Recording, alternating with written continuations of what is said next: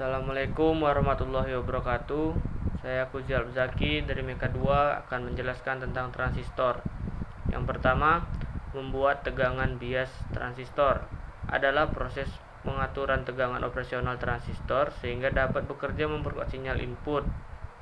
Keadaan operasional transistor sangat dipengaruhi oleh besarnya arus yang mengalir.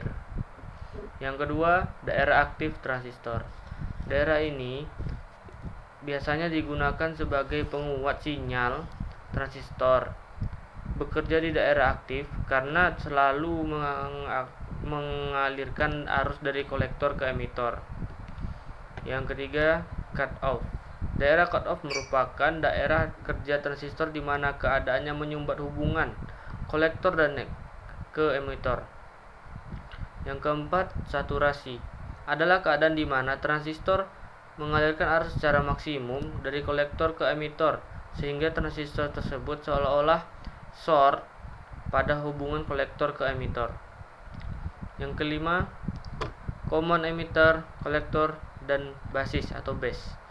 Yang pertama kita bahas adalah common basis atau base, yaitu basis bersama atau konfigurasi yang dimana kaki basisnya digroundkan dan digunakan secara bersamaan untuk input atau output. Yang kedua, common collector. Common collector mempunyai fungsi dan sifat yang berlawanan dengan common basis, yaitu ia bisa menghasilkan penguat arus tapi tidak bisa memperkuatkan tegangan. Selanjutnya, common emitter.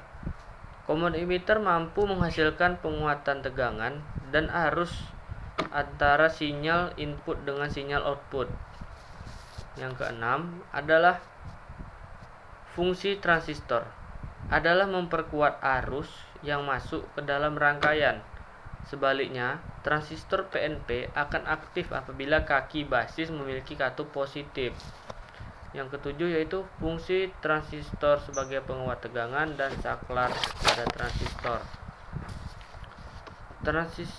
Fungsi sebagai penguat tegangan adalah arus pada basis digunakan untuk mengkontrol arus yang lebih besar yang diberikan ke kolektor melewati transistor tersebut. Selanjutnya, saklar pada transistor dapat digunakan sebagai saklar juga karena transistor berfungsi juga ada saklarnya juga. Sekian dari saya Kuzal Zaki. Wassalamualaikum warahmatullahi wabarakatuh.